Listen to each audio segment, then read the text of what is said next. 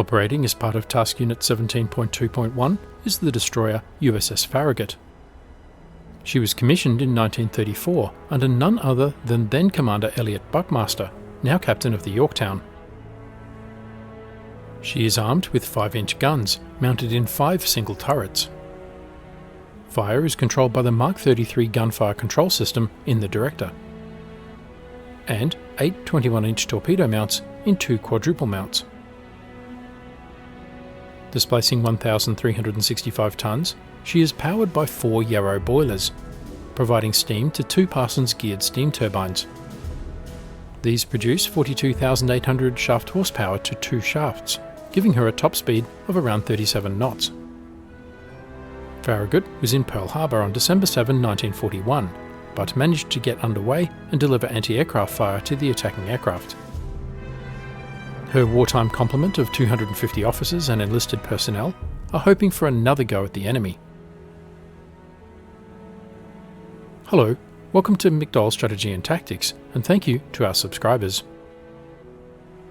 In this series, we feature a full mission profile of World War II American carrier operations in May 1942 in the demo version of Task Force Admiral.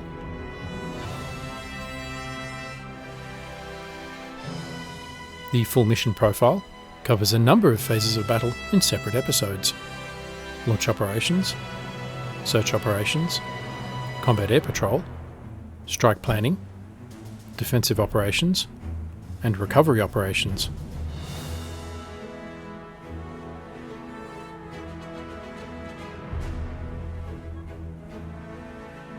In the last episode, Yorktown launched a second naval strike against the Shokaku, then recovered the first strike, and we examined recovery operations. In this episode, the SBD-3 Dauntless dive bombers in the second strike locate and attack Shokaku.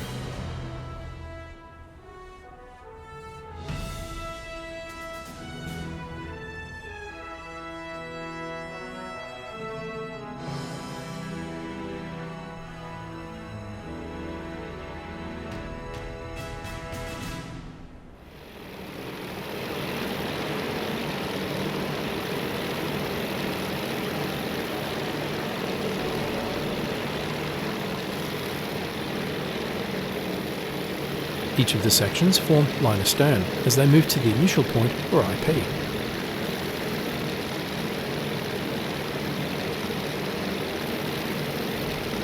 Flak opens up.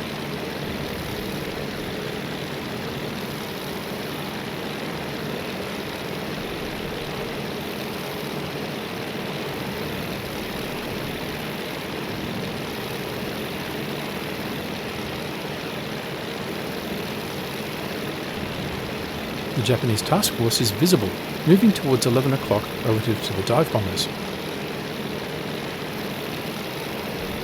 They have not commenced evasive manoeuvres.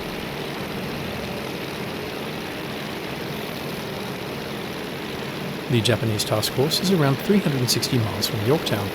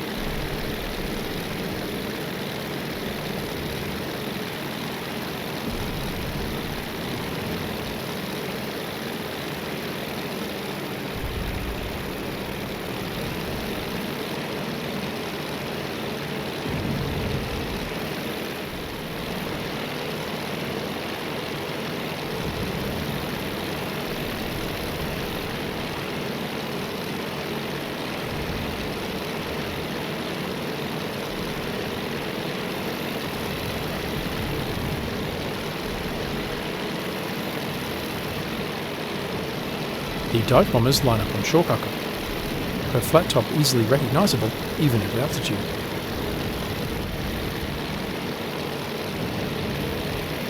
Flak intensifies. Each dive bomber carries a single Mark 13 1,000-pound bomb and two Mark 4 100-pound bombs.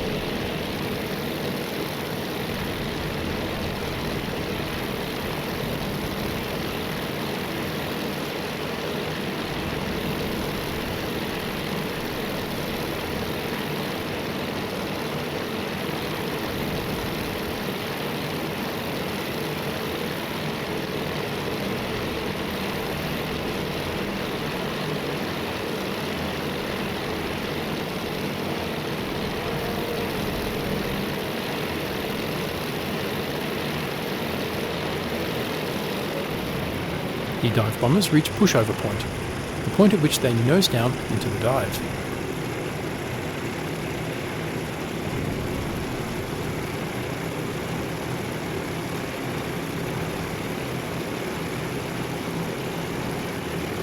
Shokaku's deck is empty.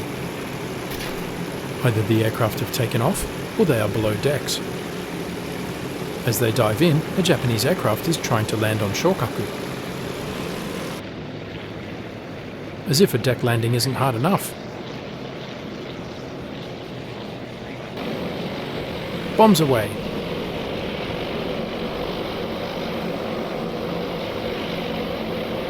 Lots of near misses, but no direct hit.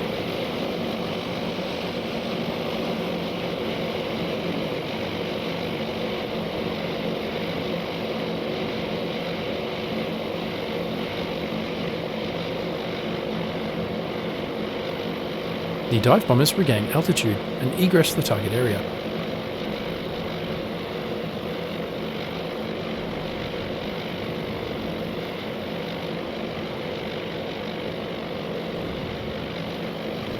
Flak follows them, but not a combat air patrol.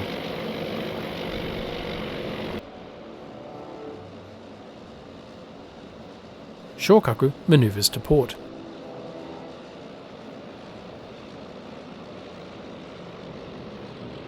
As the next flight drops its bombs.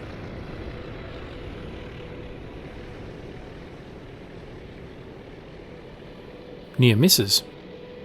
No direct hit.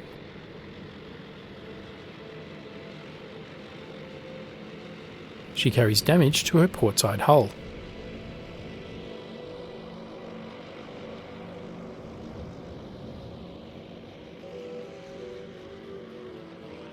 And to the flight deck.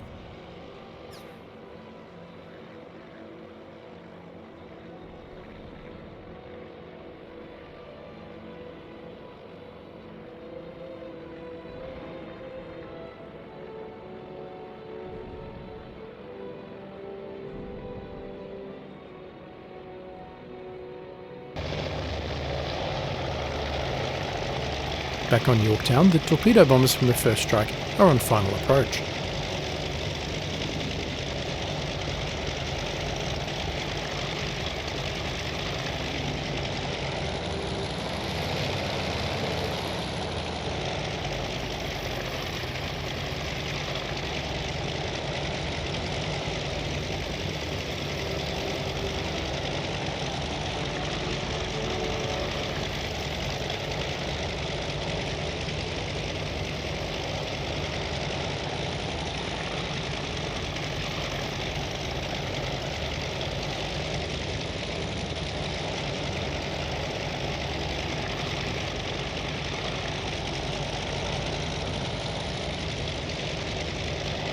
A nice slow approach engages the first arresting wire. The LSO grades this landing very well indeed.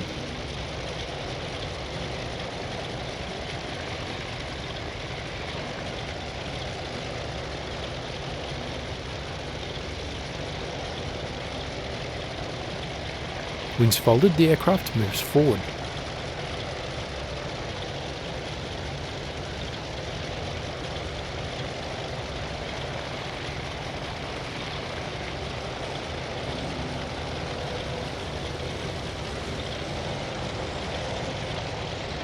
As the remaining aircraft land.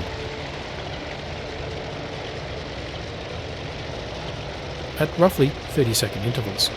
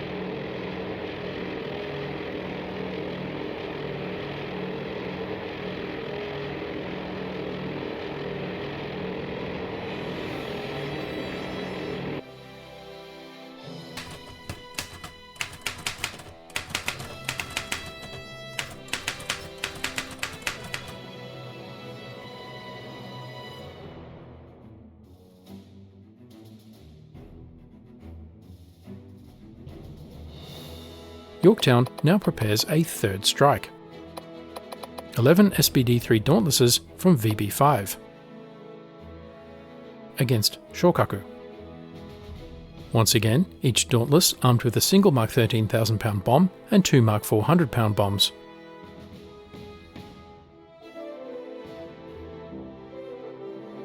The mission will start immediately, with takeoff in 5 minutes, time on target around 11:45, and the aircraft back on deck at 12:55.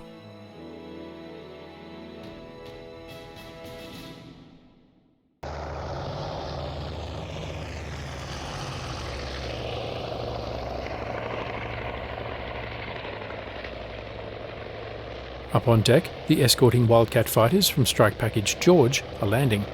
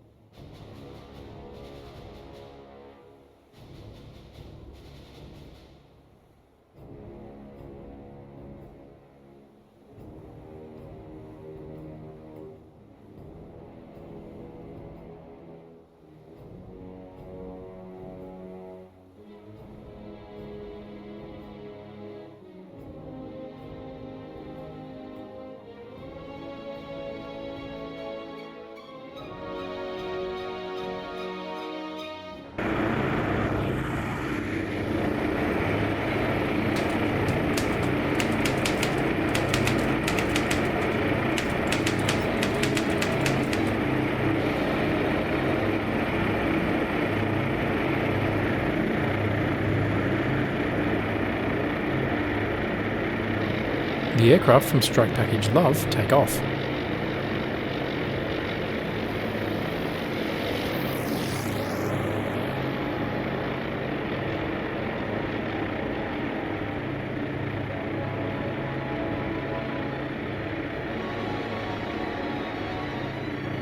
This is Yorktown's third naval strike mission against Shokaku.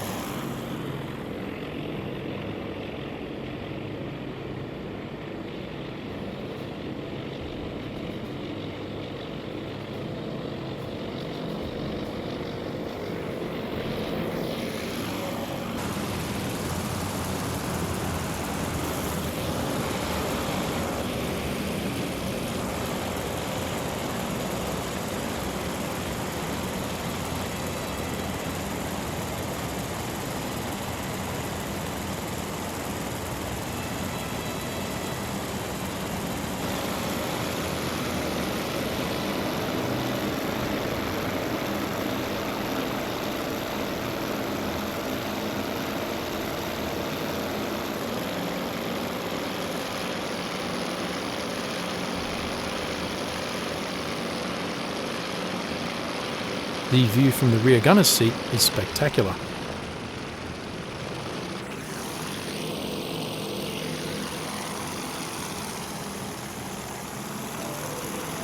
The aircraft form up for the ingress to the enemy carrier.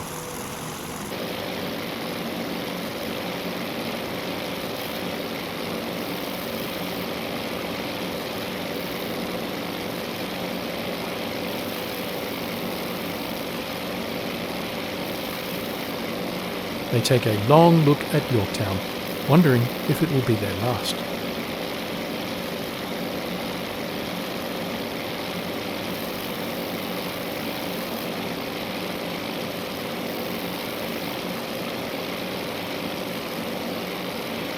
In this episode, the SBD-3 Dauntless dive bombers in the Second Strike located and attacked Shokaku.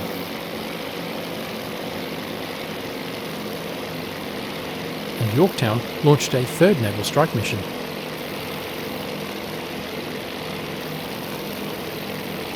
In the next episode, Yorktown's third naval strike engages Shokaku.